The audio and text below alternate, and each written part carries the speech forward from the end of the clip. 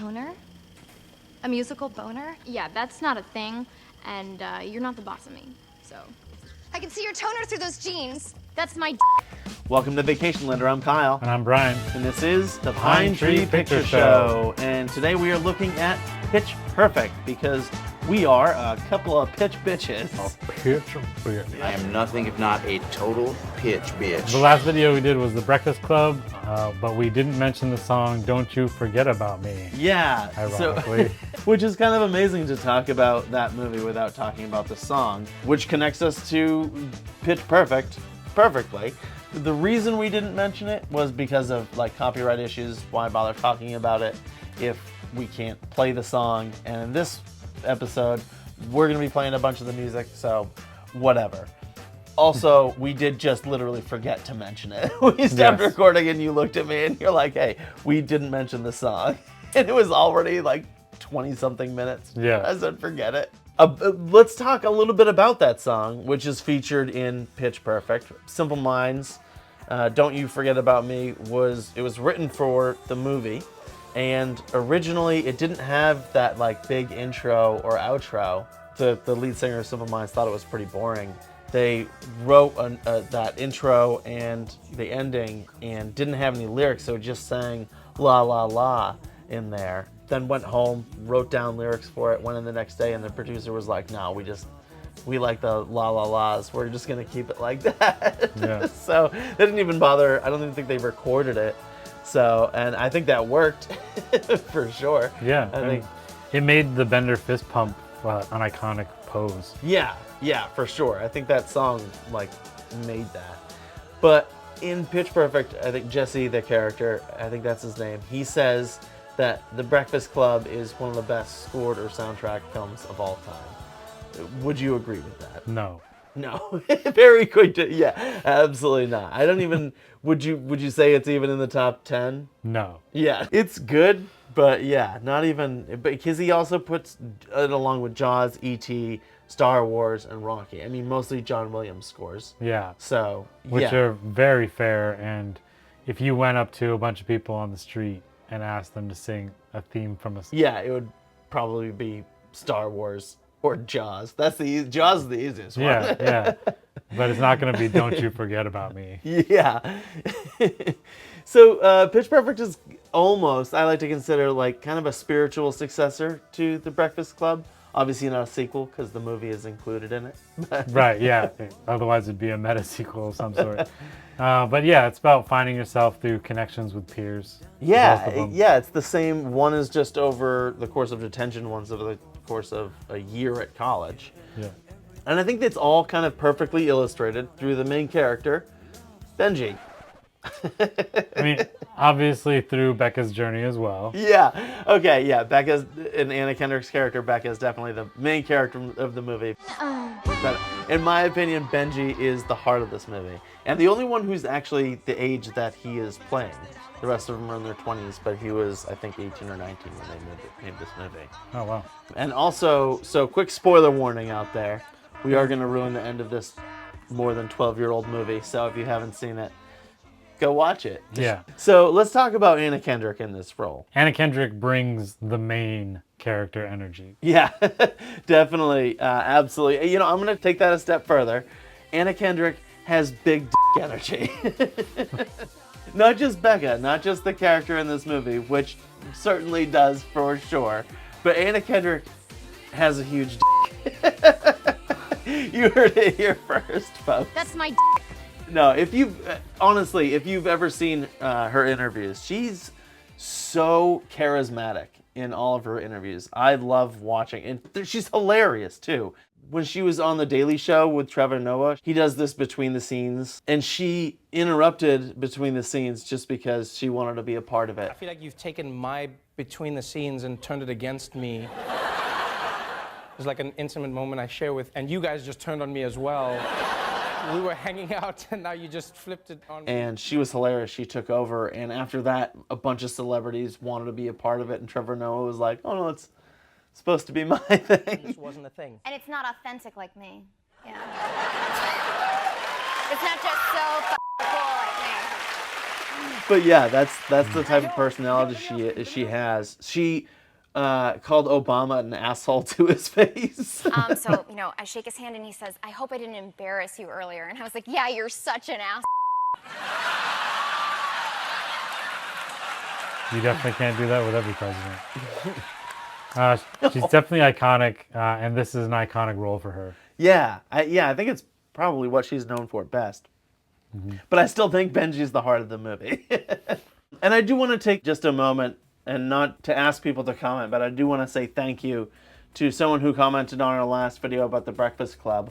Basky Lark left a really nice comment about when he was a teenager and his sister worked at Pizza Hut, and all they had was the Breakfast Club on VHS, and so they ended up eating pizza and watching that every single night. And then you get to the end of the comment, it turns out his sister had passed way too young, but watching the Breakfast Club always brings back fond memories.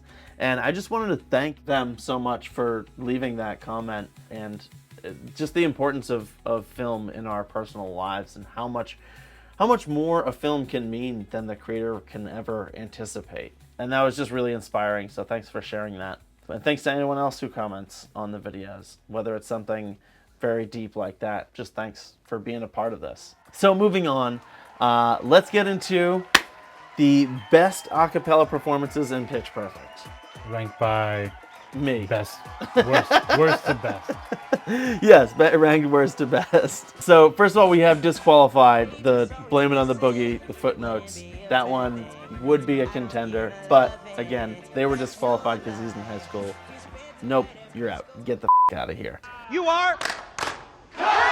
Next is the Sockapellas, the sock puppet a cappella group performing Lily Allen's F You, but just with F You. Just, I don't know, boring, censored song, poorly done, with socks. They said it best in the film. And the Sockapellas once again proving that it doesn't get better for everyone after high school. And not far behind that is the Bellas' first performance, which is just very bland and boring. It's not bad. No, it's bad.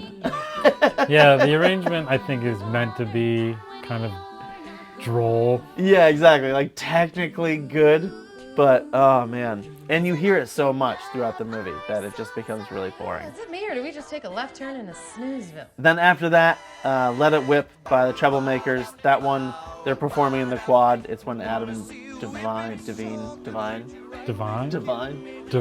He's dancing like a clown. That one's, it's just funny, but not a very great performance. Now we're getting into the good ones. Number 10, Titanium, with Anna Kendrick and Brittany Snow in the shower.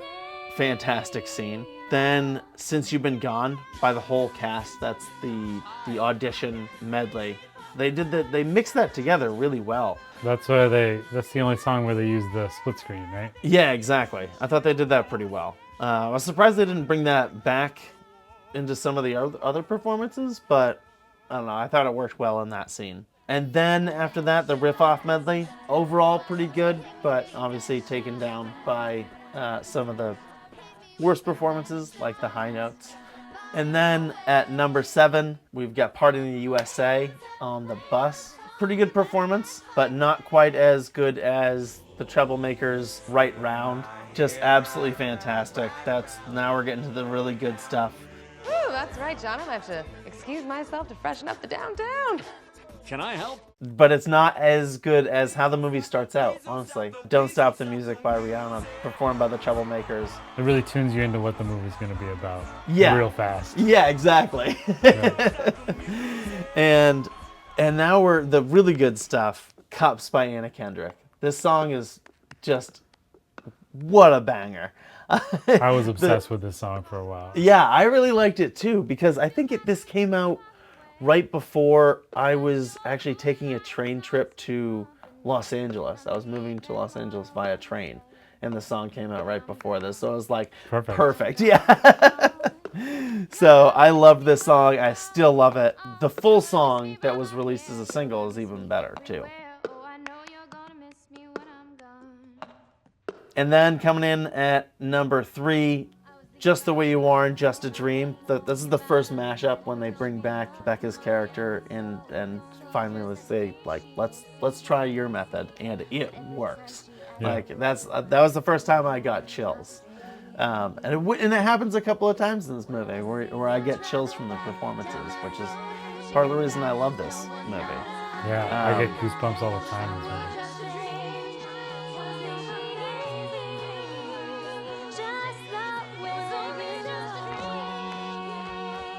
And all right, so getting down to the best performance, it comes down to the two performances of finals, the Bellas and the Troublemakers. I think it's the Troublemakers. Hot take. I think Magic is the best performance in there. Bright Lights, Bigger City was great as well, but I thought, oh man, Magic was fantastic. I know you disagree. I definitely disagree. I think that the payoff emotionally, the way the movie sets up all the song pieces littered throughout the Bella's final performance is just chef's kiss. And yeah, it was really well done. Like they mixed in Part of the USA and Just the Way You Are as just like a few one-liners in there as well, and it worked. So I got to give them credit for that. Yeah. And also having the heart of like Becca finally accepting this connection with Jesse and not pushing people away so much by watching Breakfast Club and realizing the importance of connections. yeah. It does have that payoff. But at the same time, like I said earlier, Benji's kind of the heart of this movie, in my opinion. And because he's just, even though he gets really depressed, he's in his room alone, he constantly has a positive attitude towards a cappella and just wants to be a part of it. And then gets to be a part of it at the end. And is an absolute showstopper. He does such a great job, and obviously he gets the solo. It's funny, the new person in the group gets the solo, which is great. Yeah. But he crushes it. And I thought that was just, I don't know, a magic moment. And speaking of that song, we talked about this. I swear that Magic, at least the chorus of it, was a song from the 70s or something. Yeah, I thought it was from the 80s. Yeah, like at some point, like, and I'm not thinking of Do You Believe in Magic or Magic Carpet Riders, and it's more similar to Do You Believe in Magic, but no, I'm not thinking of that. I think this was a song, and I immediately was like, what, is this like a Mandela effect thing? Mm-hmm. And I looked into it, and there is I go down rabbit holes researching these movies. Oh, I know you do. There is a subreddit in the Mandela Effect subreddit. There's a thread about this song, and there was a bunch of people who thought it was a Disney Channel theme, which, I mean, I don't remember. But yeah, apparently it's not from anything. It's just an original from Rivers Cuomo and Bob, Bob B, B-O-B Bob. But yeah, also, at the same time, I feel like the song Bright Lights, Bigger City sounded like it might have been from like the 80s or something like that. But or you didn't. You guessed 2010. I did. And that's exactly when it came out, by CeeLo Green. But I think it sounds older than that, to me, at least. Yeah, a cappella arrangements just tend to make songs sound timeless. Yeah, I guess they would kind of have to, because whether it was like medieval instruments or an electric guitar, it's all being performed by vocals now. So Yeah. I guess it could. There's a timelessness to that. Literally every song is better a cappella. Name a song. Cherry Pie, Warrant. Better a cappella. No. Really? Yeah, name another. It was a massive success. Over 150 million worldwide at the box office on a budget of only 17 million, and it was pretty widely well received by both critics and audience. It's got an 81 and 83% on the tomato meter and popcorn meters on Rotten Tomatoes, and it's rare to see that level of agreement in a movie. Yeah. But I mean, it was pretty good. It was. I really enjoyed it. Yeah, it's a really fun. It was a lot funnier than I do remember it being funny, but there were more laughs than I remembered. I could never have called this one. Never. Well, you are a misogynist at heart, so there's no way you would have bet on these girls to win. Absolutely. So I really enjoyed it. What do you think we should give it? 3.5 stars, probably. Even Our though we give go-to. everything 3.5 stars. Well, that's because we have a good watch. Like I made a scale, not that Yeah. it's important, Yeah. but I thought it was important to kind of define them. And yeah, 3.5 stars is a good watch. It's not a great watch. It's more than just okay. It's worth a watch. Check it out. 3.5 stars. Yeah. What more do you want? But since this is the Pine Tree Picture Show, we have to ask, how Maine is it? Uno. Yes, 1. If you followed us, you may know the scoring system. It's not set in Maine. There's no Maine characters. It only has Anna Kendrick, who's from Maine. Yeah. So there's that. So it gets 1 Pine Tree. Yeah. Not very Maine as a rating for one Yeah. Pine Tree. just Anna Kendrick. But that's all I need. What? Yeah. That's our show, folks. Thanks for tuning in. Brian, thanks for joining me. If you haven't seen our last episode on The Breakfast Club, check that out now. Subscribe to Vacation Lander and check out all the other videos we've done in the Pine Tree Picture Show playlist. Thanks again. Later, nerds.